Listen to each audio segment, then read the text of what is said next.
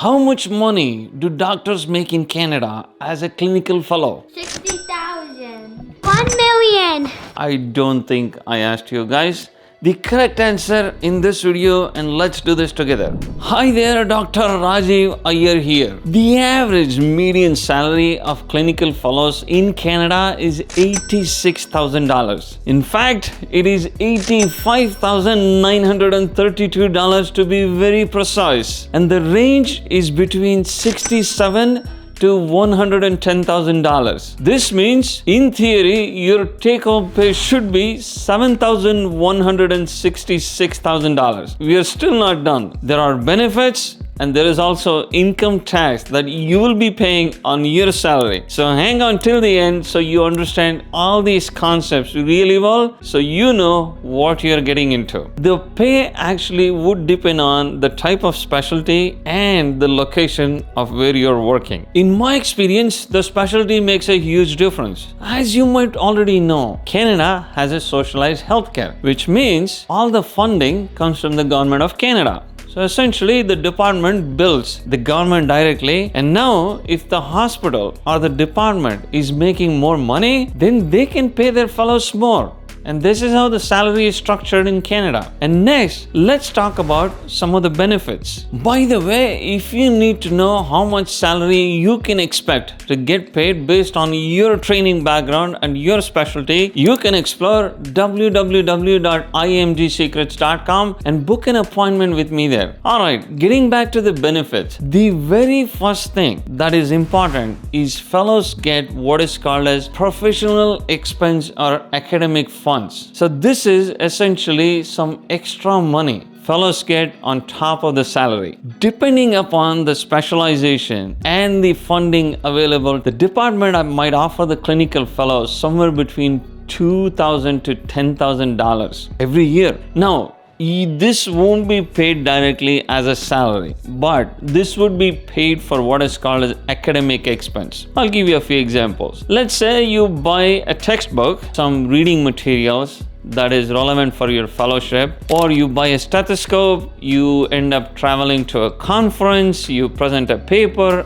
All this will get reimbursed through that professional expense funds. Now, when I was in Toronto, Ontario, as a clinical fellow, I got my professional funds that I used to write my USMLE exams. So essentially, I wrote my USMLE for free. In fact, you can do exactly the same. If you're writing MCCQE1 or any other exams, then you can ask your department if they're willing to support that using these academic funds. You could even buy materials like USMLE World Subscription, Toronto Notes that you need for your exams. Is this making sense? The next benefit fellows get is the insurance. Canada, as I said, is a socialized medicine, so everybody who's a legal resident, whether you're a citizen, permanent resident, or you're on a work permit, get a health insurance. I'll take the example of Ontario, where I used to live and I have the most experience about. Ontario gives a card called OHIP, is Ontario Health Insurance Plan. Once you go to Canada, settle as a clinical fellow, you can apply for this OHIP, and then you will get a card that would be a proof of you carrying your health insurance.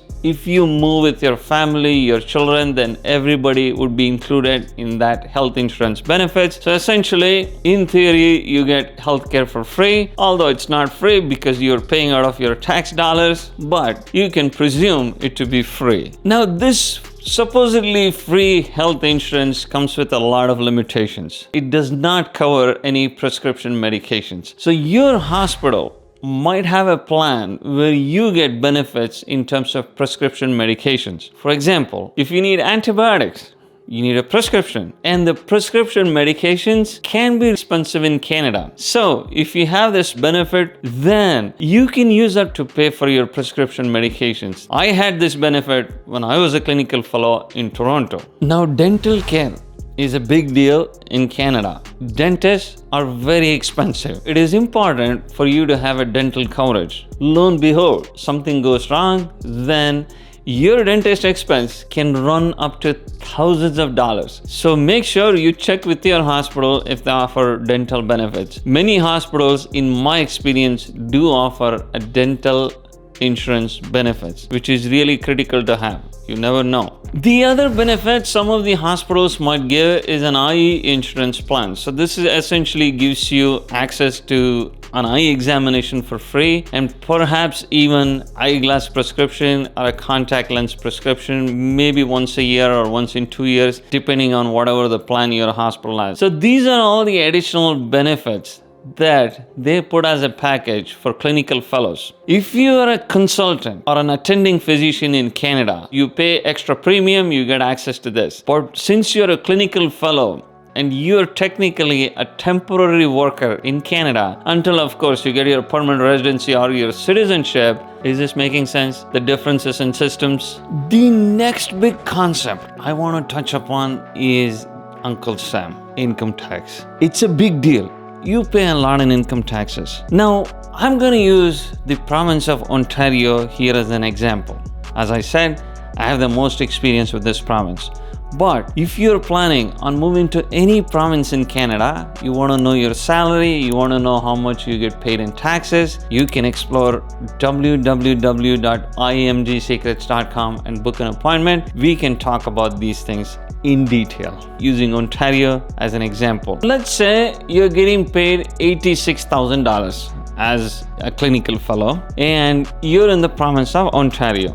So this amount is referred to as the overall pay or the total compensation. Now your tax goes like this. You're going to pay a federal tax, which is a central government tax of $14,000. You're going to pay a tax to the province of Ontario of approximately $6,600. Canada pension plan of $3,500. Now this is interesting. As a clinical fellow, you're a temporary worker. You might do a fellowship of 1 year or 2 years, might decide to move to the US or to your home country. You still have to pay the taxes in Canada pension plan. There is no exception. The other tax you're expected to pay is employment insurance deduction, which is approximately $1,000. If you add all this, your total tax liability is approximately $25,000. So essentially, you're paying